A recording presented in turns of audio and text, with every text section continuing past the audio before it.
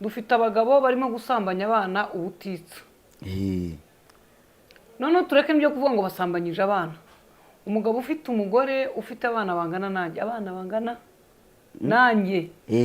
Apana ufite umugore ungana nanjye. Oh no, musaza so umugabo nawe. No mugabo ushaje. Uwo mugabo ushaje. Afite utwana nka tunasimburanye tw'udukobwa. Agakuze gafite 22. Ngo nibo bikundira ngo barasazura. Abo bana babahibye imiryango itabaha. Kuko bavuga ngo ntacyo bajya kubikoresha. iPhone, umunyenga, abo bana baba mu buzima tudatekereza ko wibaza utumwana konzi ko iwabo batuye mu mudugudu w'ibunaka. Bakagura isabune ku munsi w'isoko. Hari cyagurishijwe.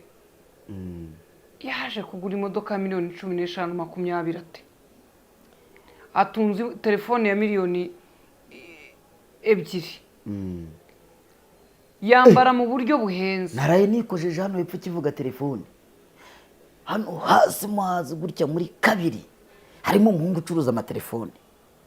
Harimo ikizungereza umukobwa unaye ko ari ikizungereza. Bahita bamukandira nako bayashyize kuri telefone y'umuntu uza. Yucuruza. Miliyoni n'ibihumbi 700. Iyo ni telefone. Noneho bari kumugurira telefone. Ibyo bintu murimo mwumva tuvuga bifite ibyago byinshi. Utubari n'ahandi hasa nkaho bakorera ibyo bitangaza hariho harabera y'ibintu bitari by'u Rwanda mwababyeyi. Murumva turimo turaca amarenga. Ariko hari umugande niba uko yitwa waririmbye ngo ubuzima bw'isi bunyuma kunyuma ni nko kuryoha. Buba bwiza nijoro. Ndagira ngo mbabwire iyi si mureba y'amanywa.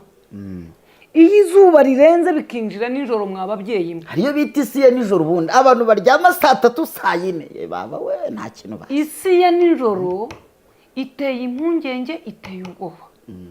Irimo abana barimo kunywa inzoga udashobora gushyira ku mutwe ngo uhagarare. Babandi musiga mu buriri mworoshe. Muzi ko dufite abana baryama mu bipangu byanyu. Akaba afite amafaranga yageneye umuzamu w'iwawe.